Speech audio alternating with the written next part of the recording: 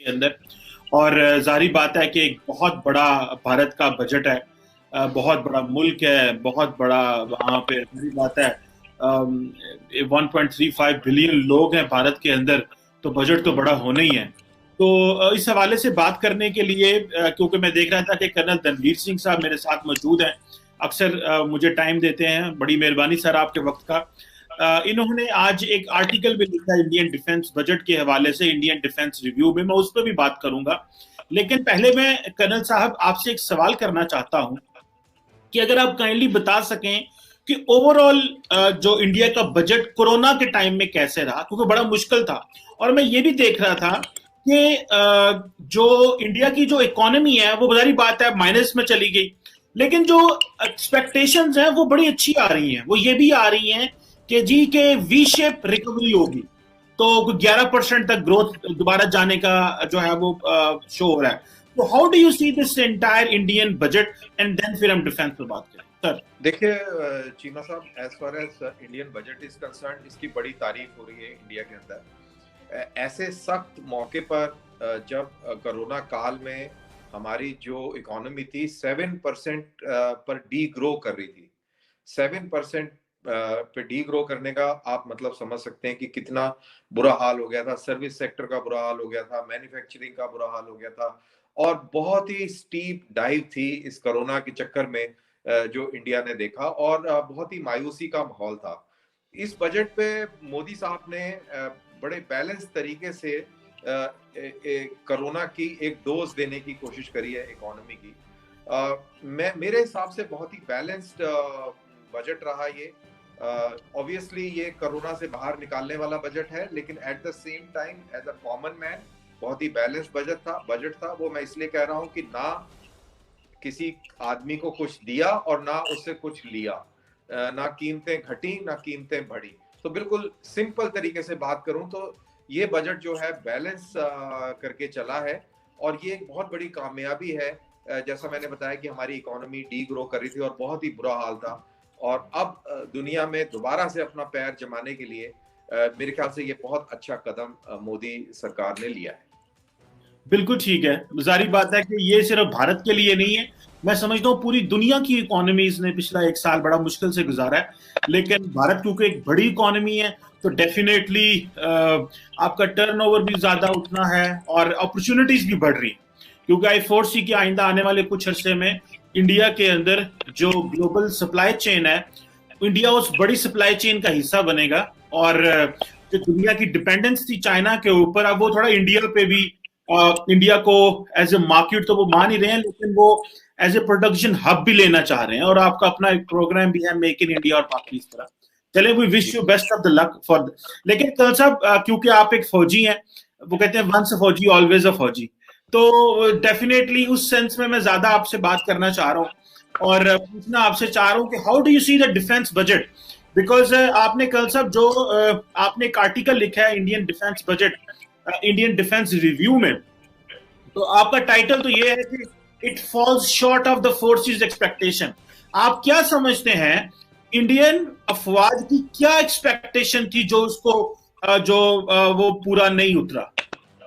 देखिए, जब हम इंडियन डिफेंस बजट की बात करते हैं as an analyst, defence analyst, तो जाहिर सी बात है कि थोड़ा सा कंपार्टमेंटलाइज और बहुत ही छोटे दायरे में देखते हैं। लेकिन जो कि हमें देखना नहीं चाहिए, हमें बड़े दायरे में देखना चाहिए। लेकिन क्योंकि बात सिर्फ स्पेसिफिक डिफेंस की हो रही है कि डिफेंस की क्या रिक्वायरमेंट है, उसके लिए क्या चैलेंजेस हैं, और उसको क्या ये डिफेंस बजट मीट करता है या नहीं करता है, तो अगर इस हवाले से बात करें तो ये डिफेंस बजट बिल्कुल भी इस रिक्वायरमेंट को मीट नहीं करता है। ये काफी एक्सपेक्टेशन के काफी बिलो द एक्सपेक्टेशंस है। क्योंकि देखिए, जब से ये चाइना वाला मसला शुरू हुआ है तब से हिंदुस्तान में टू फ्रंट वॉर की बातें चल रही हैं। पाकिस्तान के साथ में हमारी वैसे ही रिवायतन दुश्मनी है, चाइना के साथ में अलग है। दोनों, चाइना और पाकिस्तान, ऑल वेदर फ्रेंड्स हैं, स्ट्रेटेजिक पार्टनर्स हैं। उनकी फौजों में बहुत अच्छी तालमेल है।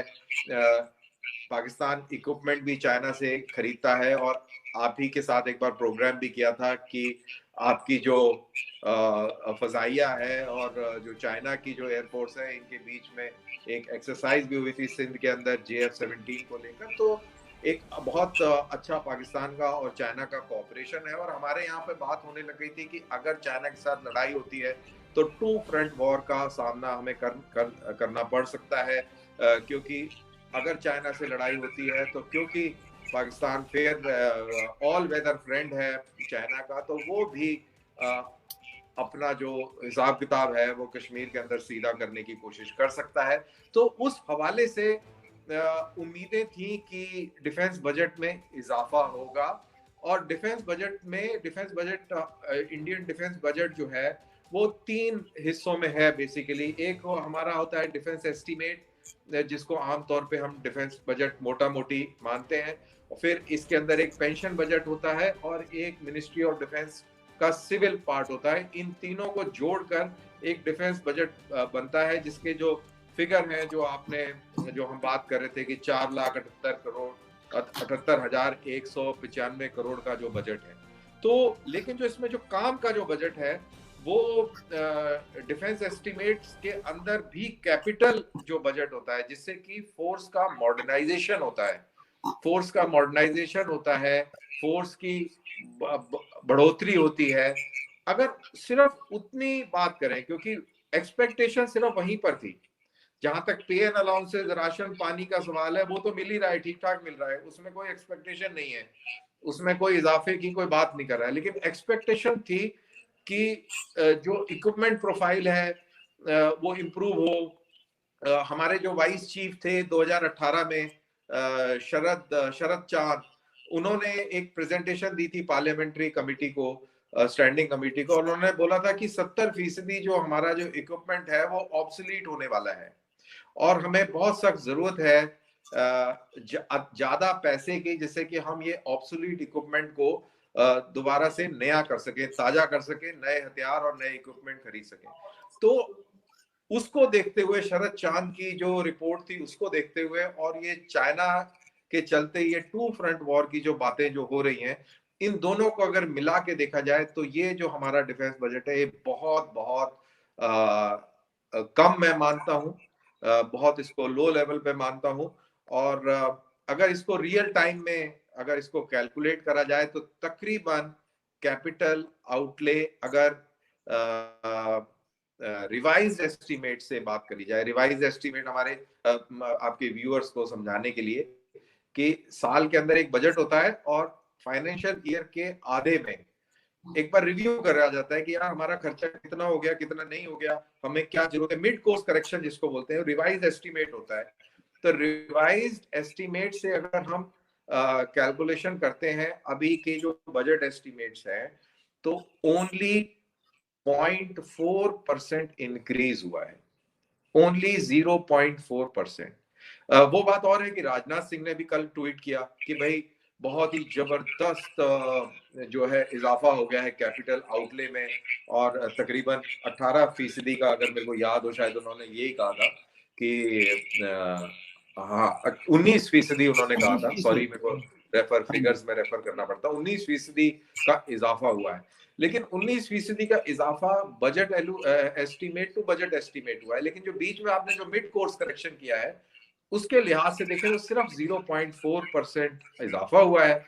और ये हम कैसे मान लें कि अभी इसके बाद हमारी रिक्वायरमेंट और नहीं है, हमने सारी रिक्वायरमेंट को सेट कर लिया है और हमने जो जो करने वाला है काम वो हमने कर लिया है। तो ये मेरे को मैं नहीं मानता हूं कि ऐसा हो गया है। और लेकिन फिर वही बात है कि आप या तो आप डिफेंस पे बहुत सारा पैसा खर्च कर दें तो बाकी जो शोबे हैं वो निगलेक्ट हो जाते हैं, और अगर बाकी शोबे निगलेक्ट होते हैं तो ओवरऑल इकोनॉमी में फर्क पड़ता है। और चीमा साहब आप मानेंगे कि जब आपका इकोनॉमिक फंडामेंटल्स और इकोनॉमिक बेस स्ट्रांग होगा कंट्री का, तो डिफेंस भी ऑटोमेटिकली स्ट्रांग हो जाता है। अगर आप पाकिस्तान को अगर आप अच्छी तरह जानते हैं, उसके हिसाब से देखें तो डिफेंस बजट में बहुत ज्यादा जोर लग जाता है और उसके चलते एजुकेशन, हेल्थ और वो चीजें सफर कर जाती हैं। तो अगर इसको ओवरऑल पॉइंट ऑफ व्यू से देखा जाए तो मोदी जी ने बैलेंस करने की कोशिश करी है, लेकिन purely defence point of view से बात करा जाए तो जैसा मैंने बताया कि ये एक्सपेक्टेशन से काफी कम है। लेकिन कल सर जो मैं सवाल करना चाहता हूं वो ये है